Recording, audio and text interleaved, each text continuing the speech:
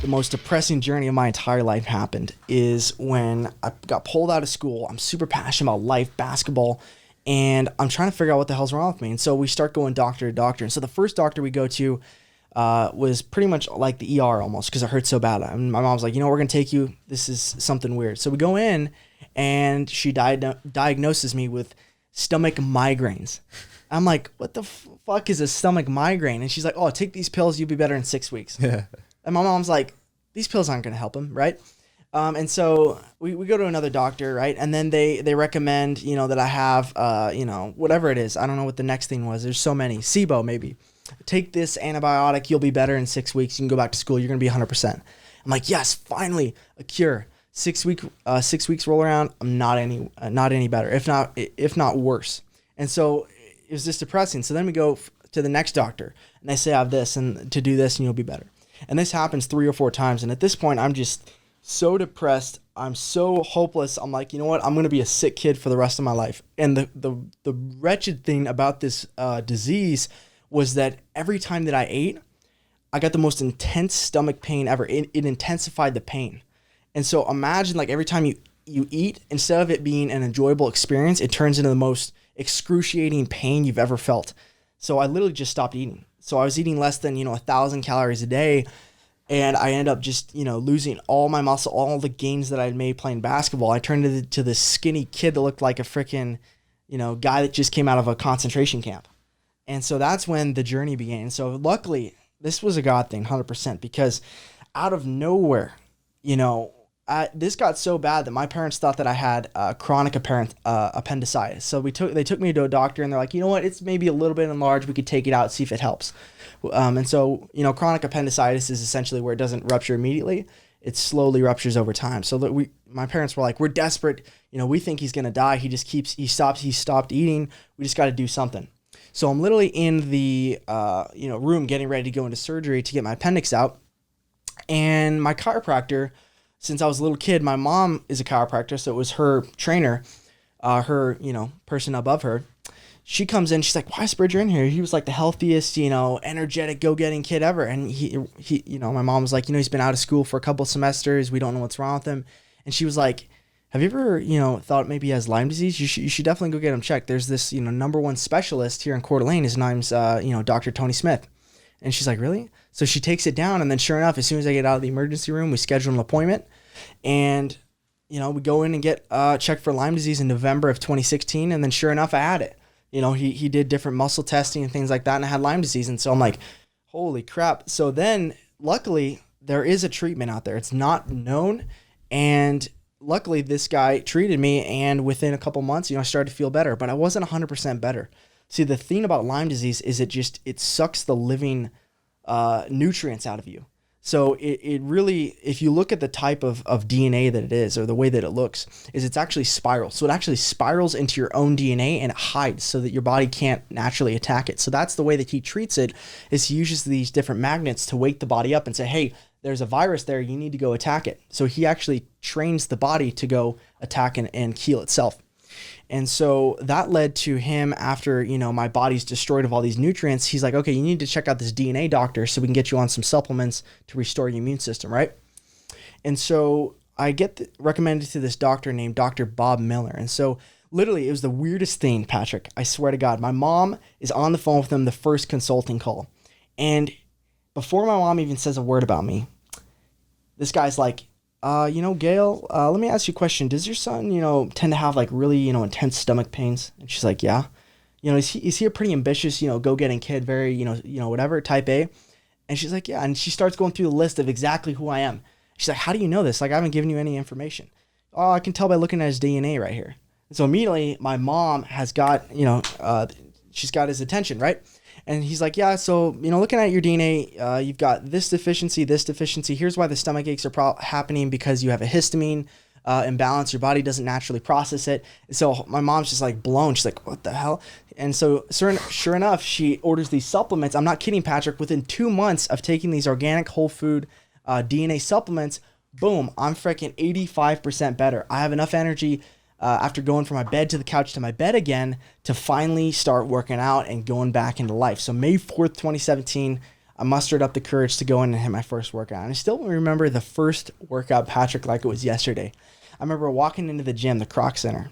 I hadn't been in there in over 2 years. The people that saw me there before, I was in shape.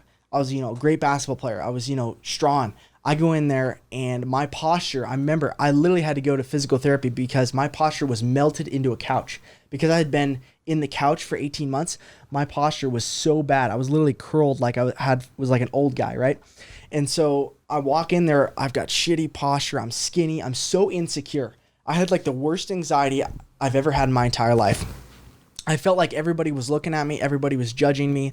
And maybe, for those of you who are listening right now, you can relate to that at some level. And so I remember going up to the incline bench press. At this point, I'm hitting my first workout on Greg O'Gallagher's Greek God program. And so I go up and I grab the barbell and I'm trying to set this thing up. And I'm so weak, I can barely lift this 45-pound bar up to adjust it. And I'm like, struggling. It falls down, makes a big noise, and everybody looks at me and I just feel like an idiot. And so I'm starting to put this together.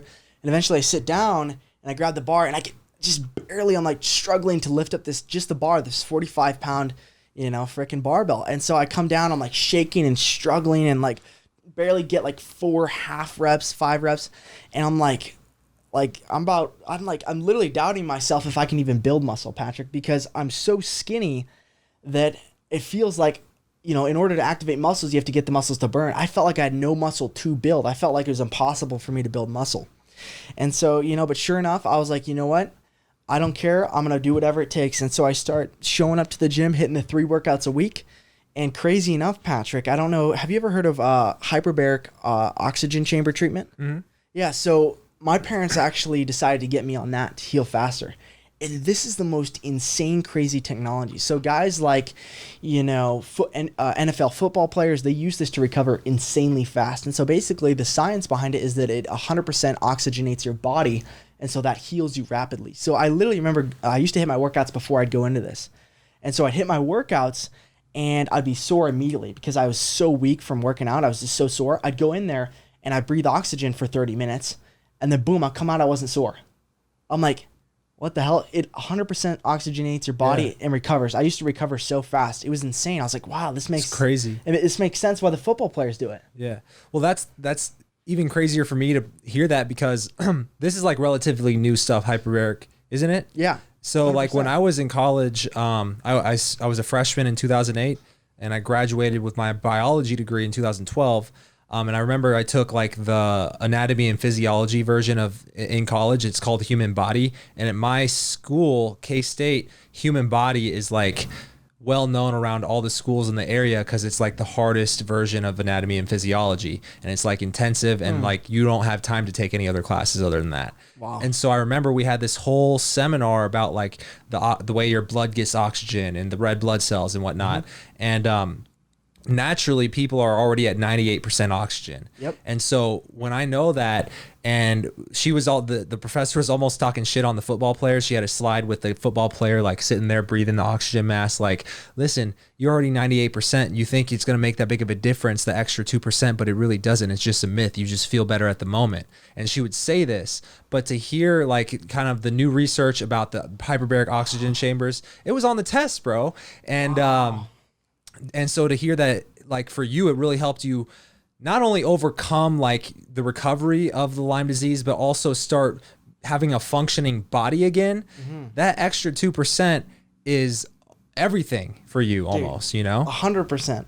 And that 2% compounds. That's 2% every day, bro. Yeah. And so that 2% turns into 60% over a month, right? Yeah. And so, I don't know what the science is. It might compound even more, but just doing that math, it was nuts.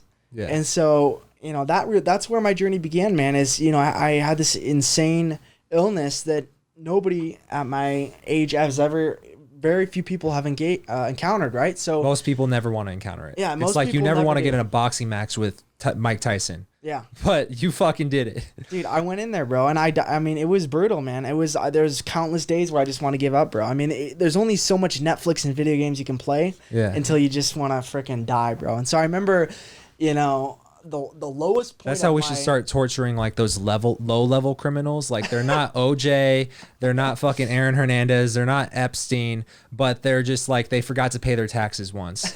You know, we just make them sit in solitary confinement with Netflix and video games, and that's it. Dude, that would literally drive you nuts, bro. I swear to God. There's only so many good shows out there. There's only so many good video games, and at that point, the worst part is he's gonna spend the whole time just looking for something to watch, just scrolling. Yeah, he's watched everything.